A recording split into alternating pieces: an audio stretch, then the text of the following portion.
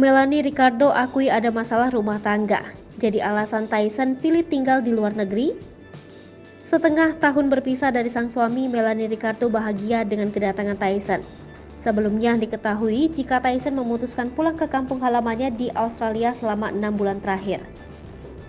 Kedatangan tak terduga itu dilakukan Tyson secara diam-diam untuk memberikan kejutan di hari ulang tahun anak laki-lakinya yang ke-6. Momen haru tersebut terlihat dalam kala kedua buah hati Melanie tak kuasa menahan air mata. Sementara hubungan Tyson dan Melanie Ricardo sendiri dikabarkan belakangan sempat diisukan sedang bermasalah. Keduanya tak menampik sempat mengalami konflik di dalam rumah tangganya, namun hal itu tak membuat mereka memutuskan untuk bercerai. Setelah lama bungkam, Melanie Ricardo dan Tyson akhirnya berbicara dari hati ke hati. Hal itu dilakukan demi memutuskan kelanjutan rumah tangga mereka. Dilansir dari kanal YouTube Trans TV Official di acara Rumpi, Tyson dan Melanie mengakui pernikahannya sempat bermasalah. Saat ditanya Feni Rose terkait kondisi hubungan rumah tangganya saat ini masih adakah kejanggalan atau tidak, Tyson menuturkan seperti ini.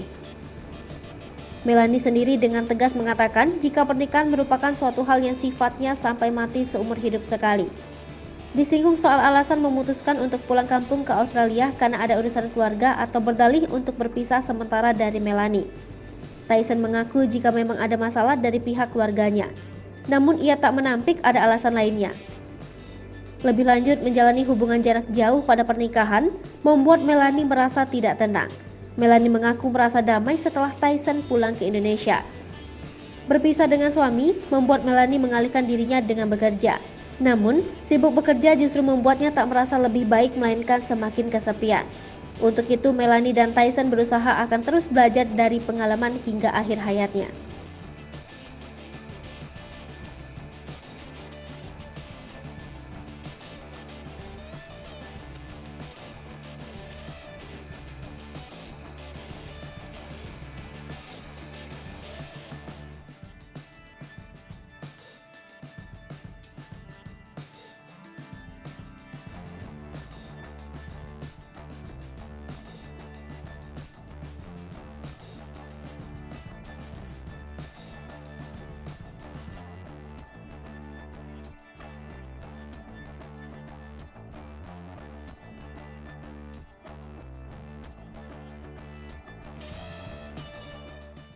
Hai pemirsa Sri Popo TV, jangan lupa komen, like, dan subscribe, serta tonton terus berita-berita terupdate lainnya ya.